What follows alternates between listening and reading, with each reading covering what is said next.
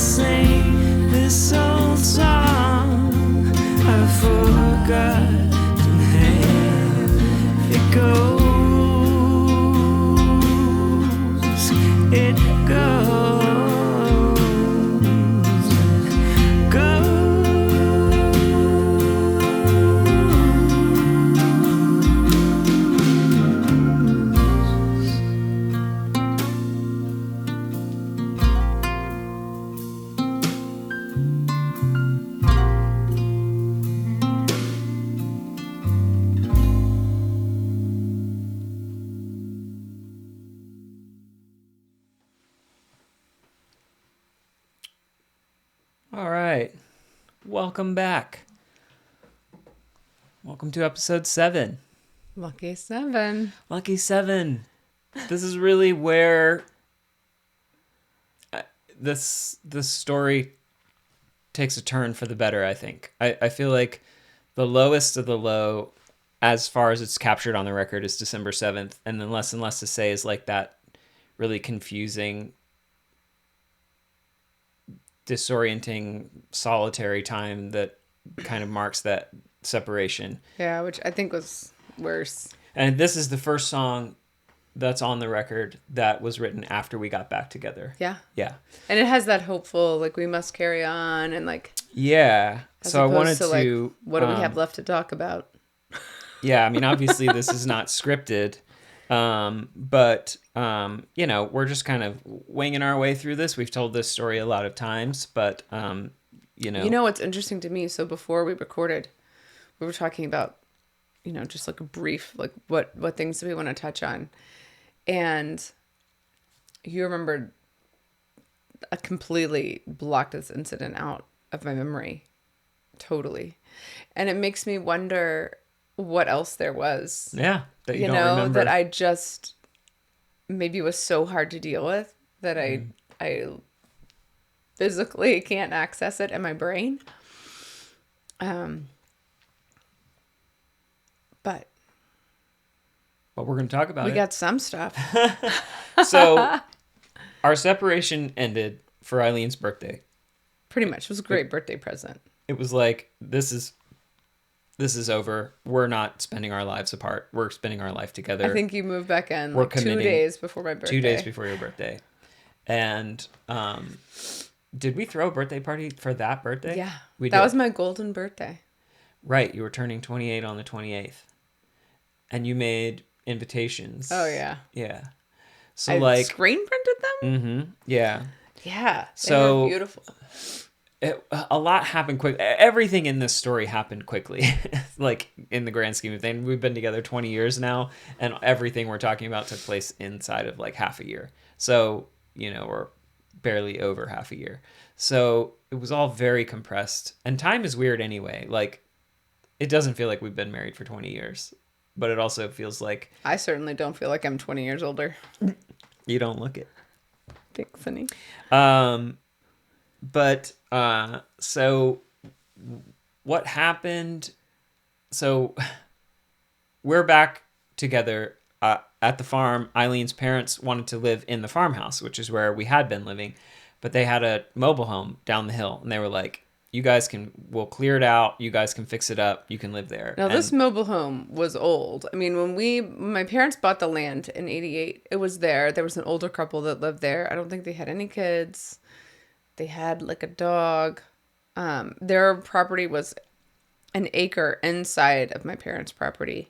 So it's just kind of an awkward situation. They didn't really like my parents, probably because we weren't from around there. Apex now. So it had kind of just like sat around with no one in it. Yeah, it was just kind of for a really long time, because when I guess they moved to a nursing home or died or something. I don't really even know. They were very old. And it had just been sitting there. My parents bought the land to sort of like complete their property. But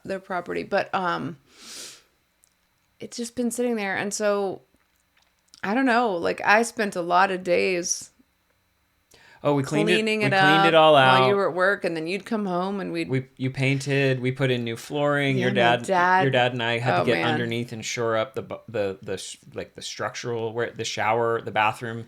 We took the bathroom out, something in the bathroom. Yeah. We like cut open the flooring. Anyway, It was a thing. It was our big first project. It was our first home that we worked on together to create. Yes. First of many. And it was actually amazing. It was a very therapeutic process, I think. Yeah. It was like... we picked out the colors together. It felt like we were building something together that was analogous to the life that we were building. We bought some things from IKEA. Together. Aubin was coming. So that was... we set up her nursery. That was coming soon. So there was a lot of things happening. That's about the time when we fully moved into the... trailer, and your parents moved into the farmhouse, that was only like a month or two before Aubin came, right? It was I like think we moved in June. in June. So 2 months. Couple of months. Mm-hmm. Yeah, Month Aubin and a was half. born in early August. So having your parents that close was very helpful, like literally up the hill, Oh, because man. like we could go hand Aubin to them, and then either you could sleep or we could fight or whatever we needed to do. And Oh, and I remember one day I just could not. My parents were amazing because they're very like not pushy. It's like, we're here if you need us. mm-hmm. We're not going to interrupt. Um, They knew the whole situation was very yeah. Plus, we were also still newlyweds. yeah. And so I think they were super respectful. Plus, my dad's an introvert anyway. But I remember calling my mom, and she came down and like could not get Aubin to sleep. So she, swaddled her up, took her outside. We go on this walk. She's fast asleep. It was so having my mom there was So helpful. really helpful, really Yeah. fantastic. Mm-hmm.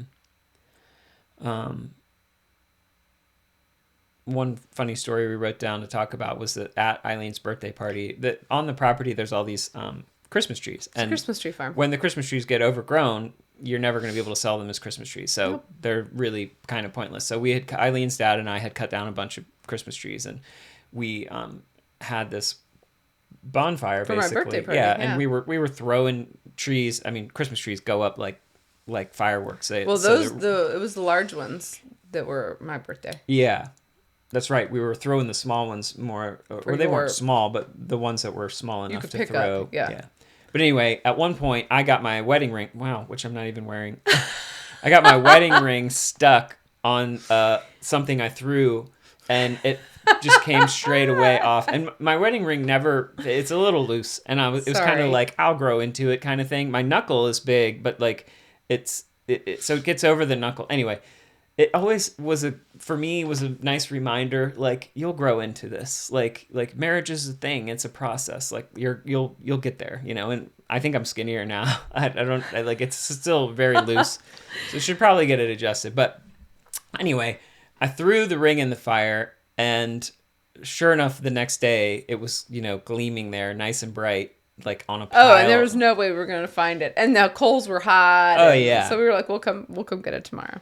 It was like the one ring though. Like it was like just all black and coal and ash, and like there's my ring like shining so bright. And it was no big deal. It was like right there. Yeah, it was it was super funny, obvious. though.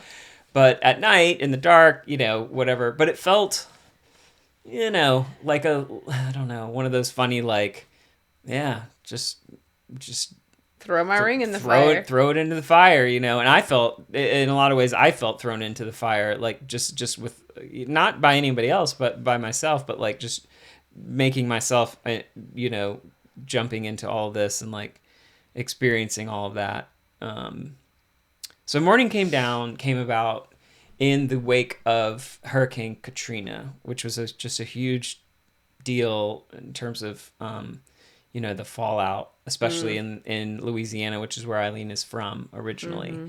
So we're watching on the news, just this like, horrible devastation and displacement of people, and just so much upheaval in people's lives. And I resonated with that. I'm a selfish person. And so I resonated with that as like, I also felt like I could relate to like feeling like your entire life is in shambles. Like, don't judge me. Like, my life relative to that was not in total shambles, but that was emotionally, that was how I could connect with what the people who were dealing with the fallout of Hurricane Katrina. That was how I could connect. So I started playing. Plus, it was Aubin had just been born, so we were tired. We were dealing with, our totally new family dynamic. But, birth stories are fun. You want to talk about Aubin being born? Yeah. Look, I do. Oh, sorry. No, I do want to talk you? about... Well, not really. Like, the note says that song was written on September 3rd of 2005. Aubin was born on August 3rd. So it was a month in. I think Hurricane Katrina was in August. And, like, I don't think so. We were going to have her, like, a party for her, and it was the same weekend, so we ended up not being able, or like not as many people could come. I don't remember. Yeah. let me read just a couple of pieces of it that I think are, well, it's a short song. Morning came down all around, making a sound like you've never heard. No word could mean what it meant. Escaped with my life, me and my wife, clothes on our back, and weight on our minds, the kind that you can't carry long. But we must carry on somehow. Everything is gone, I don't know how. To sing this old song, I've forgotten how it goes. Sight of the town on the ground, mud and blood flowing down, all the bones exposed. Stone in my hand, piece of the land, how can a man start over again with all the pain that he knows? But we must carry on somehow, everything is gone, I don't know how to sing this old song, I've forgotten how it goes.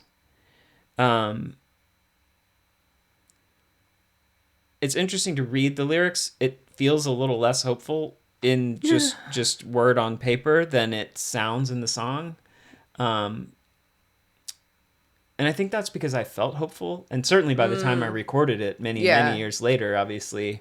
Absolutely. I mean, it was recorded in 2011 and it was written in 2005. But yeah, it was a period of rebuilding, and definitely Aubyn's birth was a huge part and just seismic shift to our lives, physically. Yeah. I mean, becoming a parent changes you. Changes you more than becoming a spouse, I think. I think that... Yeah. I think there's nothing like becoming a parent. No. It's crazy. So we're going to classes. We're going to a birth center in Chapel Hill, which is like 40 minutes away from where we live. Yeah, I mean, the birth center is great. It's a midwives only. They have a hospital connection, so if you have to go to the hospital, you can. Mm-hmm. It's like really close, like 5 minutes. Yeah, but they don't have like the same levels of interventions in the birth center. Are we just going to talk about the birth? Yeah, let's get into it. Oh, okay.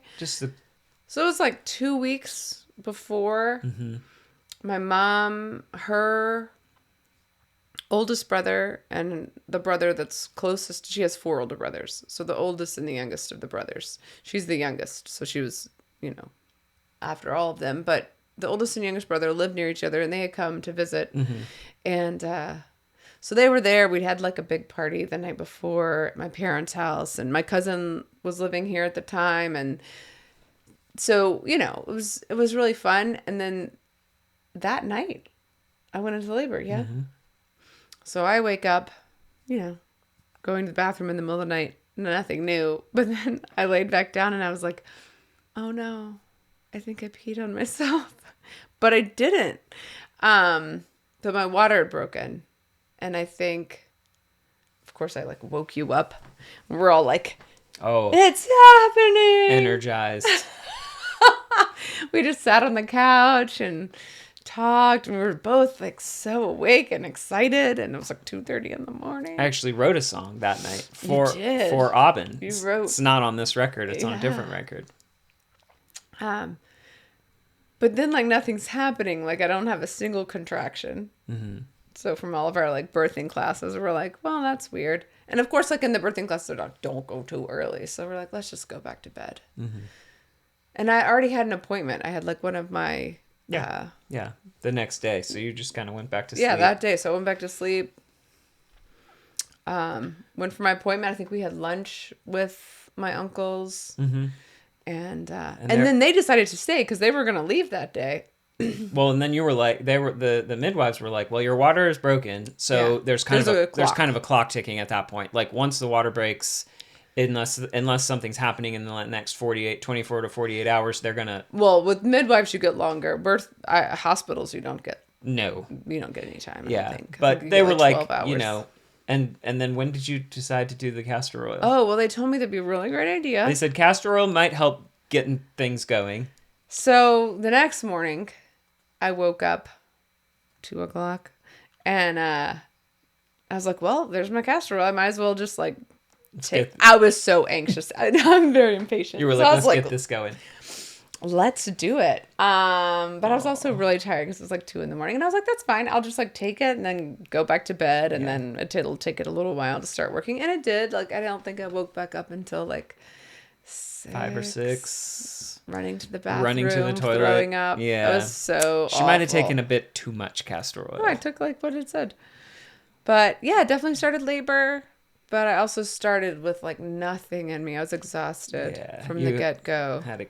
Yeah. And we go to the birth center. They send us home. Yeah, we drove. They sent us back. They were like, calm down. It's a little early. And then you were hanging out in the tub, I think. Yeah. And you were just you were having contractions at this point.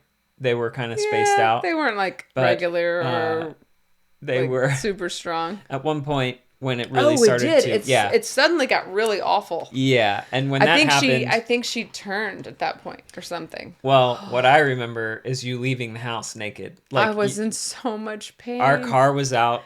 You were like crawling outside. Oh my gosh. So here's the thing. At the birth center, on. they're not going to give you medicine. They're not going to give you an epidural. There's no like, none of that. And I was like, we're absolutely going to the hospital. I was like, just take me there and let them know. Yeah. This is after many weeks of class and being like, no matter how much I say I want drugs, don't give me drugs. Just say no. You wanted to do this naturally. Blah blah. Anyway, so I called... this is when like your plans. You're like, okay, what I want. Yeah. In my dream world. Yeah. And then you're like, reality. So we call Eileen's headed outside naked. I run out. I'm like, hey, I think I put a coat on her or something. You brought a dress. I brought a dress and laid it on you. That's right. That's right. Did you put it on in the car? Like when you were done? No, it was just laying on top of me. No, but I mean like before we went into the birth center. I don't remember putting it on. I don't remember I either. was in so much pain. Yeah. So the contractions got really painful. And in a way that was concerning to you. So you were like, I called them back and I was like, hey, we just got home. Yeah. And you sent us back, but Eileen's outside naked, so I think we're going to come. They're like, yeah, come on. Just come on in. And it took still a long time from there. Oh, that was in the afternoon. Yeah, the total labor time from when your water broke was 50 hours. 50 hours. And then the active labor time was like 23 hours. It was like almost an entire day. So, anyway, that was a thing. That was a lot. But my body wasn't... Yeah, your body wasn't... The first one is obviously the hardest. I was early. It was like 2 weeks early. Yeah. And so like all the like, loosening up that your body would have done, I don't think it fully happened. And so my body, I just needed some extra time. But honestly, the classes, like all the breathing exercises, like that totally got me through. So of course we have to like go to the birth center first. Mm-hmm. And they're like, oh, come on in here. Sit on this birthing ball. And and you got in the tub for a while and they got you kind of set up.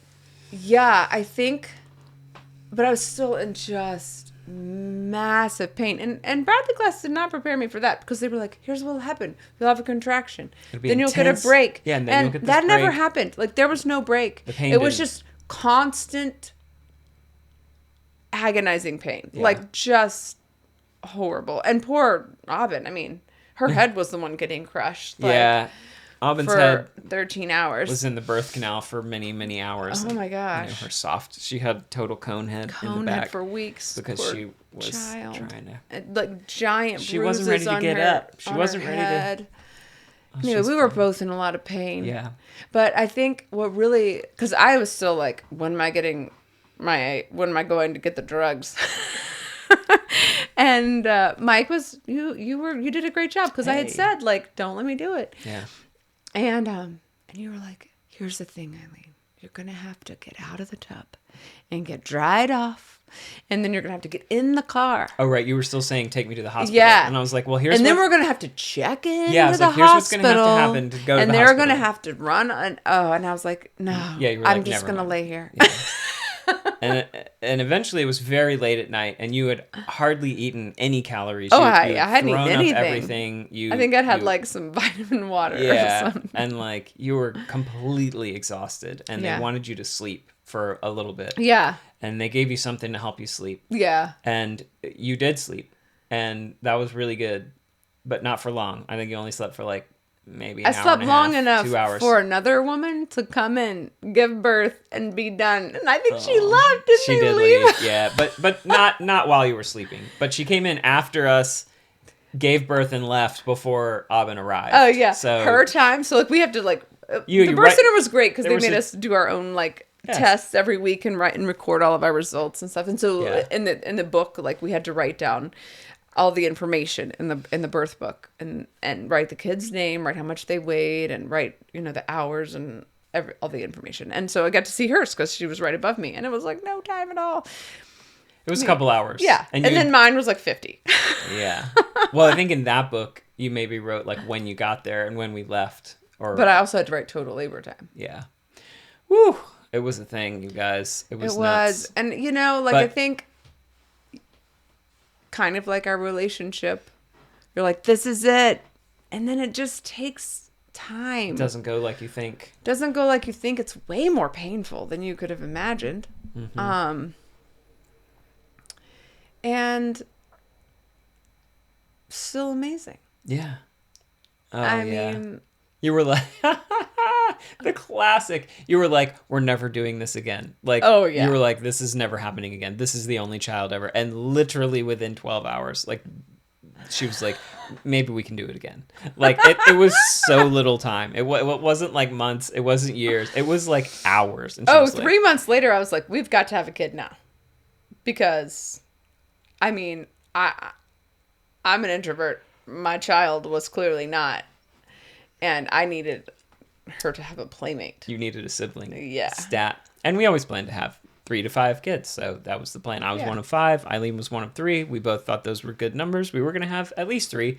Yeah, I was And, thinking 4. we didn't plan to have Aubin so early. But once she came, we definitely were like, okay, let's just do this now. Let's have our family. Let's Yeah. have our kids. And, we were broke. We were so broke. Thank the Lord for Medicaid. We were so broke gosh. that like that whole birth was completely covered by Medicaid. All the prenatal, postnatal, labor and delivery. Yeah. I mean, and everything. it was a lot cheaper than a normal birth because we were at the birth center. And True. I had like none of the other interventions or anything. Yep.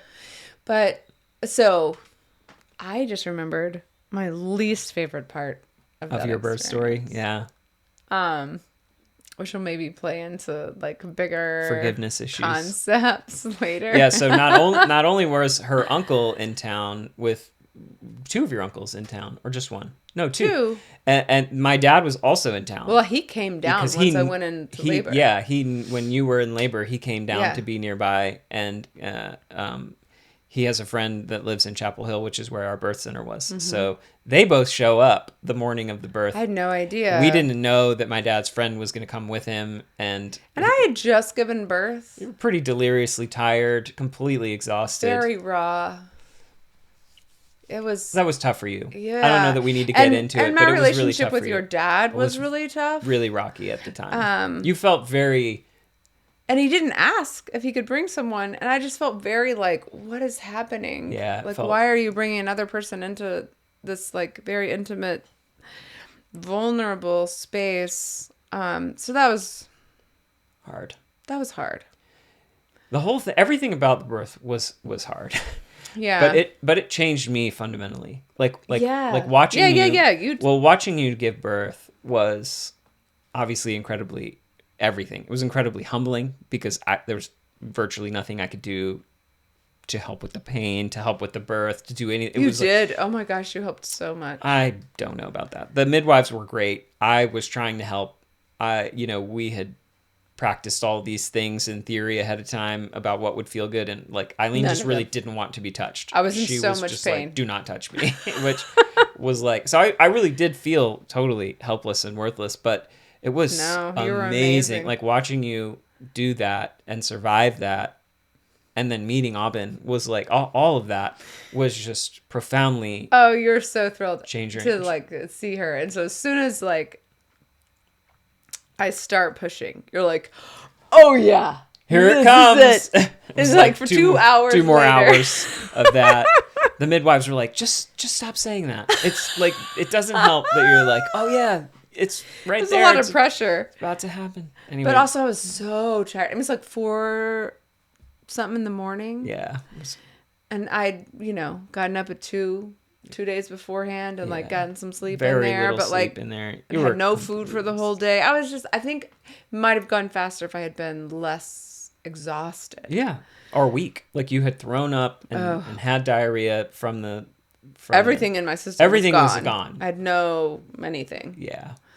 Anyway, and then the whole birth canal and your hips and everything that like have to move for this birth. So it just was slow. Yeah. Not we probably won't get into Hank's birth on this podcast. So Hank was born in like under 2.5 hours. 2.5 hours, yeah. So you go from 50 hours to 2.5 hours. So anyway, everything was Which was its own. I mean, honestly, like after Robin, I was like, oh, okay, she got stuck. My water broke, and then she was like stuck in the birth canal for 13 hours. So like clearly, which is why it was so painful. It could never be that bad again. But the fast was like also totally overwhelming. so intense. Like Yeah. it was so much less time, but it was so intense as well. Yeah, and Ella, our third child, was born. Hank was born at home intentionally. Ella was born in a hospital. So we did all three. We did the birth center, we did home birth, and then we did hospital birth. And Ella's birth was terrible. I don't recommend hospital birth.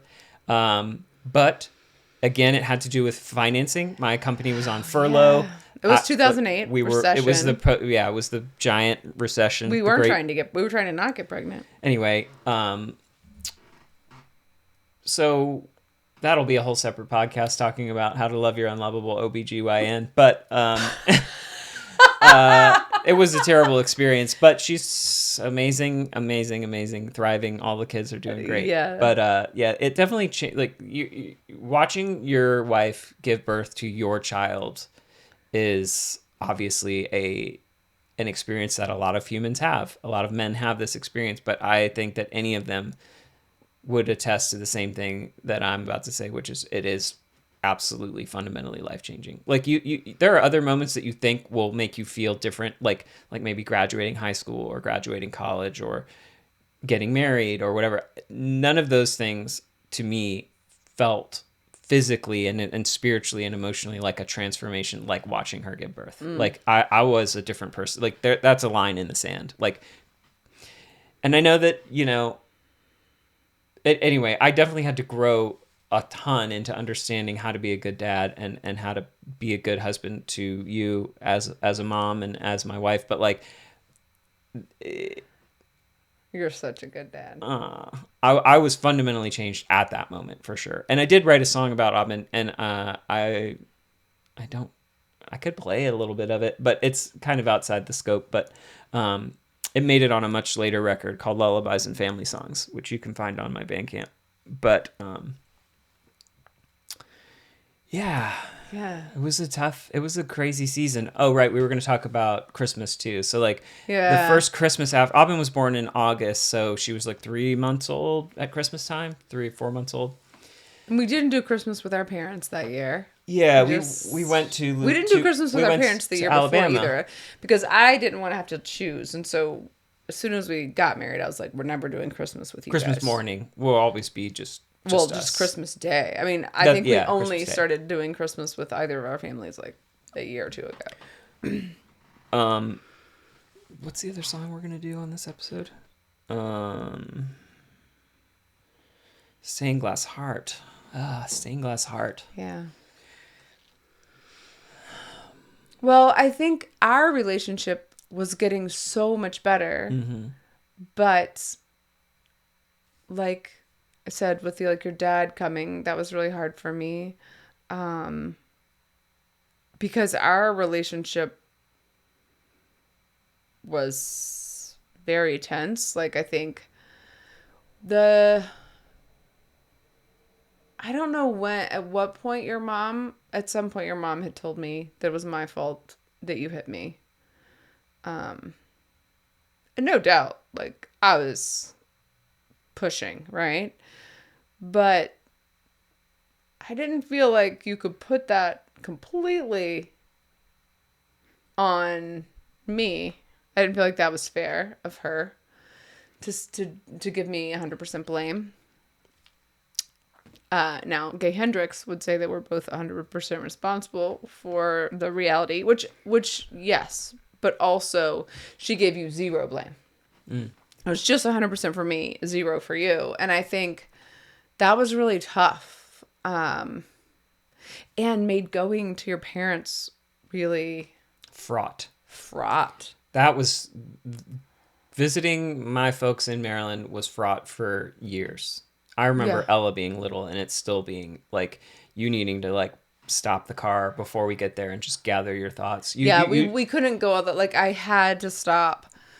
Like before we got to the neighborhood, I had to stop and like pull myself together, prepare myself, because that was really hard. It was hard because, of course, I didn't live near my family, so I saw them very few times throughout the year. And we were going to be there for days, you know, like... Yeah, exactly. So, you know, I wanted to, you know, of course, I want it to be a harmonious and joyful thing for my family to interact with my personal family, like my extended family to interact with my new little baby and my wife. And so that's, of course, hard. Like, and I did some things that were helpful for Eileen. I did a lot of things that were not helpful. Like we were still rehashing old scripts at that time, still like, and just not living in a paradigm of forgiveness, not living in a paradigm of freedom, not living in a paradigm of grace. Well, and a little bit harkening back to our experience with counselors, I think a lot of what counselors tell you is like, this is the correct way to apologize.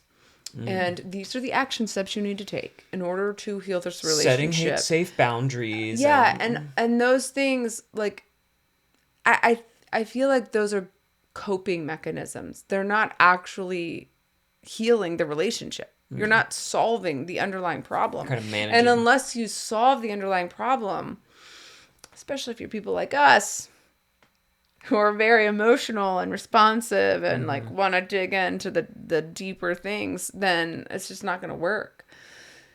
So, yeah.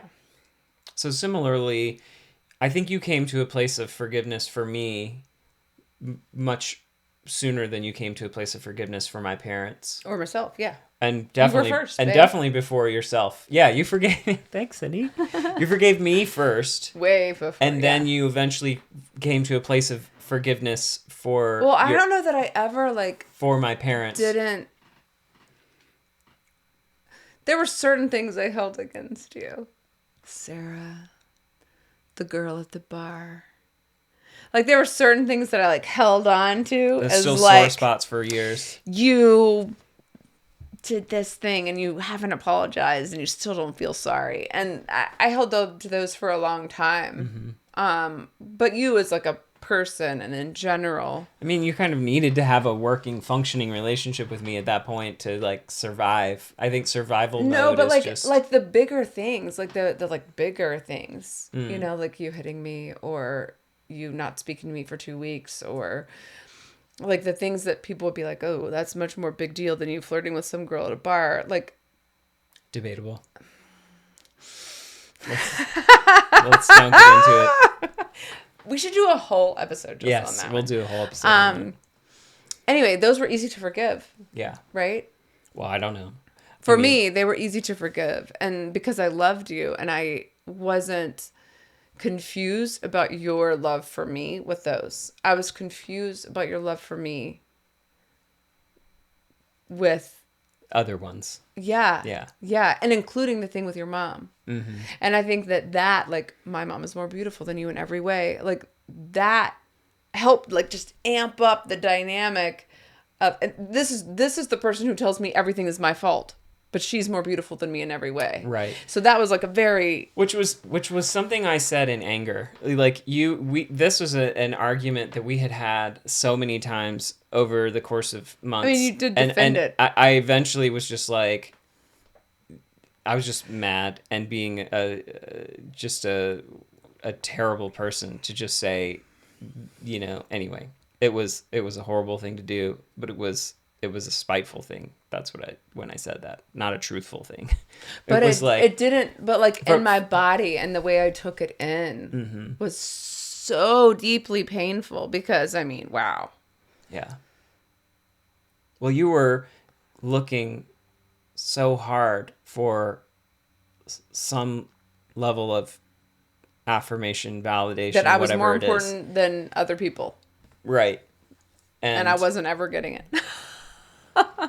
Well, I think it took a little while. No, I mean, but in that first to prove time, my devotion to you. I never got that. It's hard to prove devotion in a short amount of time. You can't prove... But attraction and care, you can. Yeah. Yeah. Well, that's the part I said I was blatantly lying about. I mean, obviously, I was never physically attracted to my mom. But that doesn't mean you don't think she's, like, objectively more beautiful than me. Yeah, but, I mean, I didn't. I never did. That was me being mean. That was me saying what I thought was the meanest thing I could say to you. It worked. I know. And it was a really shitty thing to say. I mean, but it was just me wanting to be a little jerk and just be like, if you keep bothering me about this, I'm just going to say that you're right. Even though it's not true. It's absurd. But I'm just so tired of hearing this. Like, and that was a really horrible thing that clearly had ramifications for many, many years. Yeah. So I want you to like knowing those things, I don't remember the Christmas, but so you have to tell the story because I'll tell the story. have like so blocked it out of my memory. Our first Christmas, Aubyn's a little tiny baby, a few months old, and you kept saying that my parents definitely blamed you 100% for everything, that that my behavior towards you was your fault. And I was like, that's absurd. Like, my behavior is my behavior. Your behavior is your behavior. There's plenty of fault to go around, but that is not what they believe, right? And we, obviously this was very challenging for you as we're getting closer. We're having this conversation. Aubyn's a little tiny baby. We're not sleeping well, et cetera, et cetera, et cetera. But we finally get to my parents' house that night, and I'm like, all right, there's something we need to talk about first. Like, and I have a lot of siblings, and but none of them were around. It was just my parents and the two of us and little Aubyn in her tiny little car seat. And, I think they'd held her and, whatever, but it was very fraught and tense. And I was like, all right, let's just talk about this. Like, Eileen believes A, B, and C. And I told her that's absurd. That's not true. That's not what you think. And, she just needs to hear it from you. And they were pretty much just like, no, we that's how we feel. Like, we feel like she's responsible. We feel like, Anyway, and I was totally blindsided by that. And I was just like, wow, I don't feel comfortable staying here. I got to process this. And so we left and just stayed in a hotel nearby. And I don't really know what happened, but I think maybe over the night and like through the morning, you were just like, I think it helped that I chose you over them. Like, we left and our family unit was... I have zero, like, I have no, like, you kept saying, like, oh yeah, and we went up there, and I was like, no, we didn't. Like, I have no recollection, like, even with you telling me this, like, I cannot physically remember, like, it's just inaccessible in my brain, maybe because it was so painful that I just couldn't deal with it, but I don't remember this at all, and I don't know. I mean, I'm sure because Gideon would have been born right before then, so we probably wanted to go. We did. We went back the next day. My other siblings and everybody else was there, and we did Christmassy stuff, and you were fine. I think you just needed to know that you loved me more. Well, you needed to know that I loved you more, but you also needed it clarified what my parents thought, because we had been arguing. Right. We had been because arguing you didn't about believe me. About what they felt, and now it was clear, and it was like we had clarity, and then you were I remember you were like, surprisingly to me, not even all that overwhelmed to go back over there, because you were just kind of like, it's clear now, like, but I think where you were everybody stands. Like, if we were together, we were together, it's easier to like go out into the world and participate in the world. But like, what was hard was you to not, just like with all the other things, for you to be against me. Like, if you were with me and you were like, wow, babe, this really sucks, and I can't change the way they think, right? But we can like go and hang out with the family and all that. And so that, I just needed your love, like, to be prioritized. I mean, I think I recognized that I wasn't going to get the kind of love or affection that I wanted or was used to from my in-laws, and that's okay. Like, that, everybody's different, but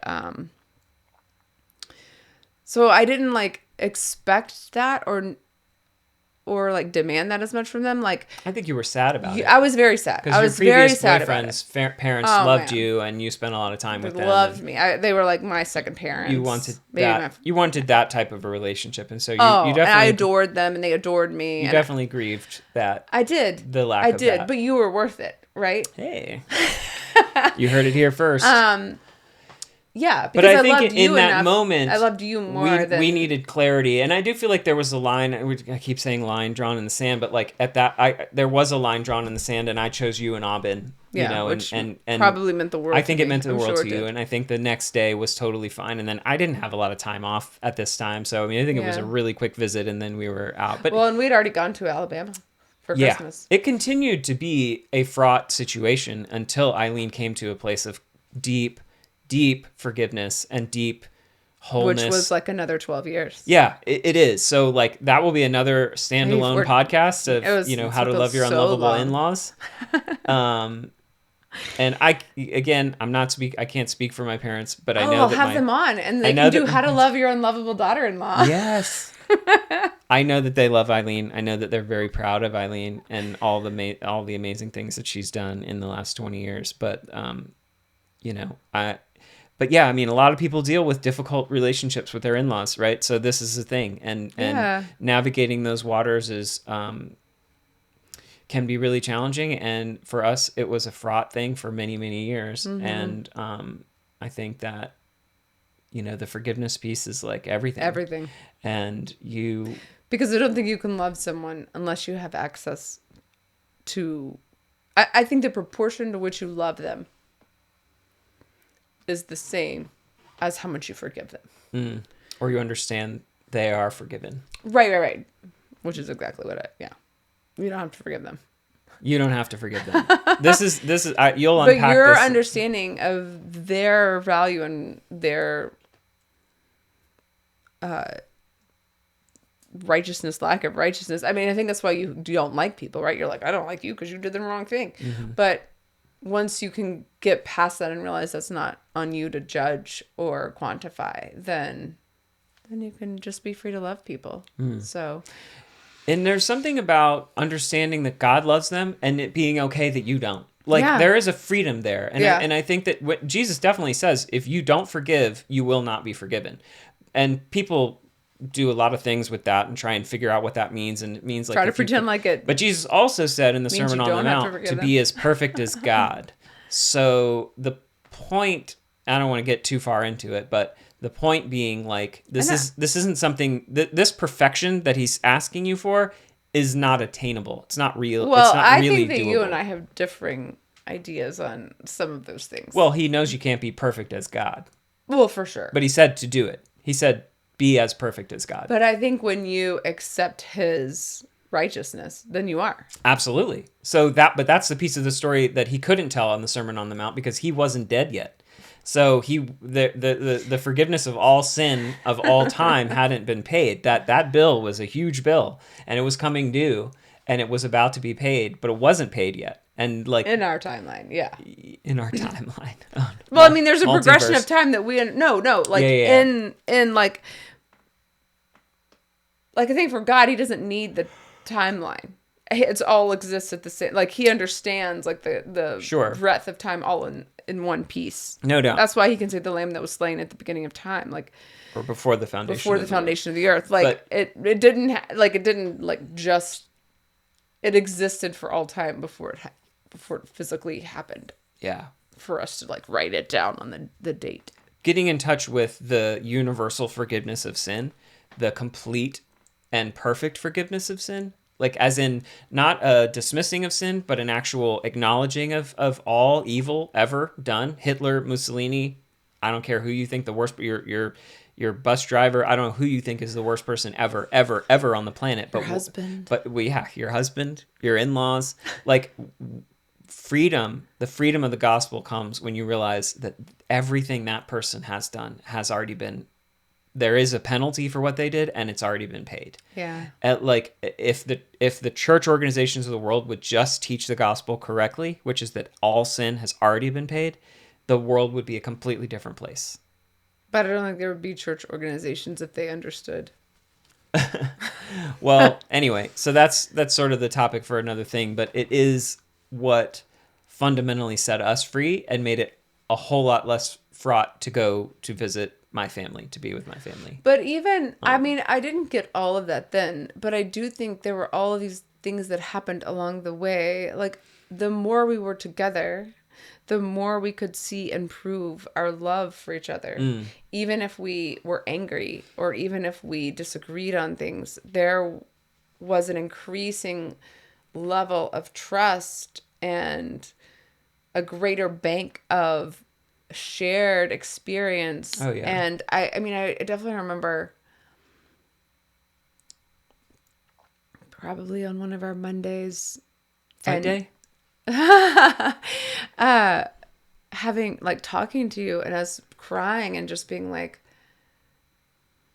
us forgiving each other and how I think when you have hurt someone and they forgive you, it's really impactful for you. And so our relationship got so much more based in trust and love and forgiveness, even with what little we knew, you know? Yeah. And So, then, yeah. Stained Glass Heart, one of the really sad anecdote that does speak to kind of where we were at the time, was that I was working on the song, and I think we had recently had a fight of some kind. Probably. And you thought I was in the other room writing a song making fun of you. Like, because of the repetitive sound of like, Oh, wow. and you were super mad. I And don't remember that You were either. just like, you thought I was literally making a song that was like mocking you, crying. Yeah. You remember? Probably no, And, but I can see and how. it couldn't have been more opposite. Like, I was writing a song about, kind of became really, I think, sort of the turning point song of the album. It's it's one that in the recording just didn't land exactly where I hoped it would. That happens, but like it's good and I'm happy with it, but like it didn't, the alchemy, it just didn't get to the place where I was kind of hoping it would get to. But you know what? Here's the thing that I've learned. So my students at school, they were like, "Oh, you have a master's degree. What have you done?" On the last day of class, they wanted to know. So I pulled up my portfolio because it's online, and I started showing them things. And I showed them this poster, which I was like mortified about. And I saw it again. I mean, it's been 10 years and 11 years. And I was like, oh, actually, that's amazing.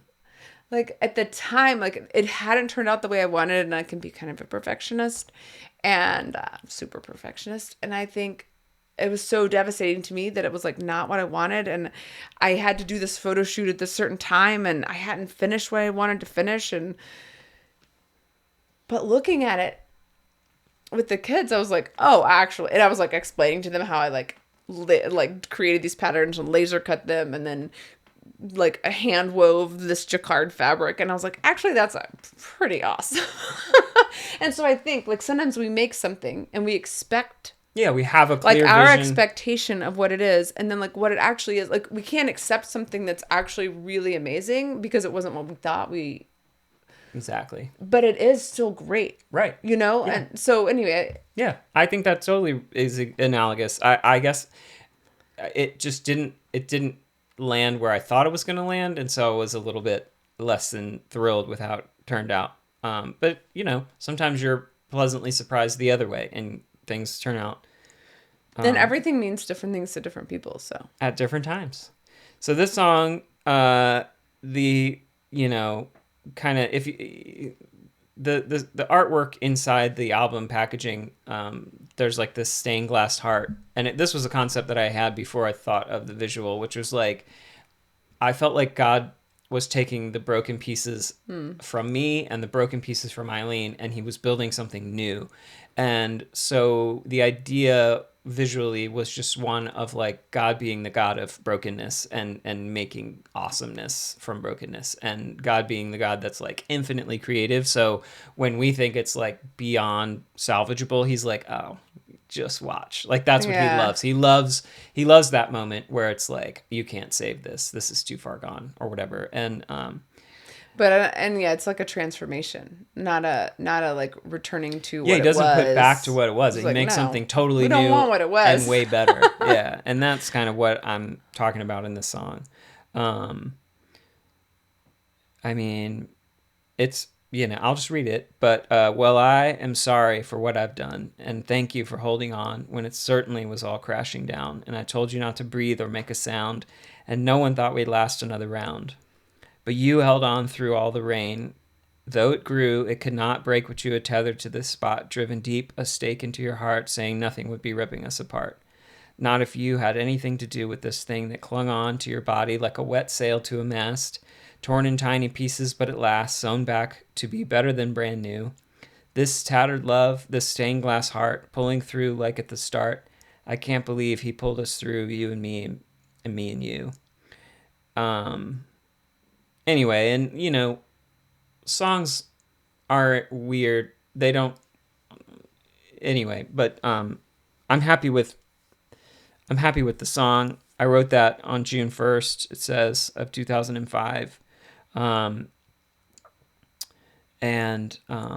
after we moved, or right before we moved into the trailer. Right together. Around when we moved down into the trailer. We were like making this new life. Yeah. A new home. About to have a new baby. Yeah. So it's definitely a hopeful song. It was a song of acknowledging that God was doing an amazing thing. I don't think I really understood like the breadth and the scope of kind of what the restoration was going to be, but it was like I could already see it happening. And so and it continued to happen. Yeah. Oh, it's still continuing. That storm kept raging. I think it's like more like a little.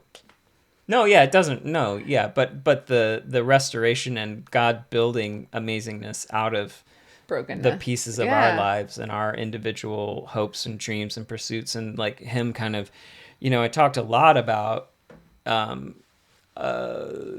one of the major things going on for me through this season was a understanding of my entire self-worth and who I was and what I was doing on the planet. Mm-hmm. And you were also dealing with self-worth issues, and like so we were both kind of and what our difficult time drove us to was to understand that in order to have a really solid foundation to build a life on, our self-worth had to come from the declaration. Not from each other. Yeah, not from ourselves. Not from anything. Not from our talent. Not from what other people say we're good at. It had to come from him, and I think that became obvious years later that that's what was going on. It was just going on very quickly, and it was very tumultuous. But like we both were trying to get our self-worth from different things, and neither of them were going to work. And God was like, "This is going to yield catastrophic failure at some point because you're building on false foundations." So, I don't think he caused a bunch of the pain that we went through, but I see what he did with it, Yeah. And I see that he was like, if you build this on anything other than my love for you, it's just not going to work. It's not going to carry you. You're not going to get to the places. Not sustainable. Yeah. So this was a song that kind of testified to the beginning of that understanding. It really grew immensely in the years that, but that's the cool thing about God. He's very patient. Like he's super willing for things to take decades, which is really tough for us, but it's something this many years in, 4.5 decades of life and 20 years of being with you. Like I can testify that God is always working. He's never wasting. And I mean, is it taking a long time because he's slow or because we're slow? Right. Yeah. You talk about that a lot. You're like, it's not him. Slow. It's not him. He's already done it. Yeah. Like we're the ones who are like, I don't know. Yeah. Well, it's a patience thing that, you and I are very honest and always have been about the fact that we're not very patient. And I think we've gotten a lot better, but we're still getting there.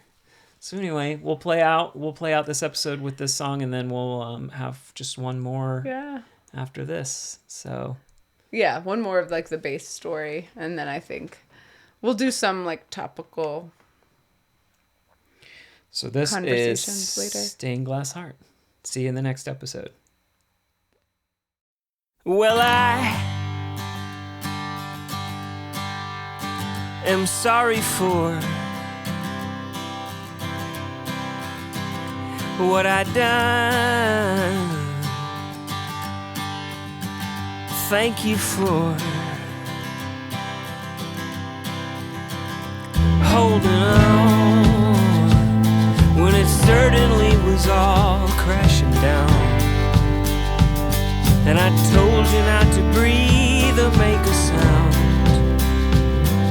and no one thought we'd last another round. But you held on through all the rain, and though it grew, it could not break what you were tethered to the spot, driven deep a stake into your heart, saying nothing would be ripping. I said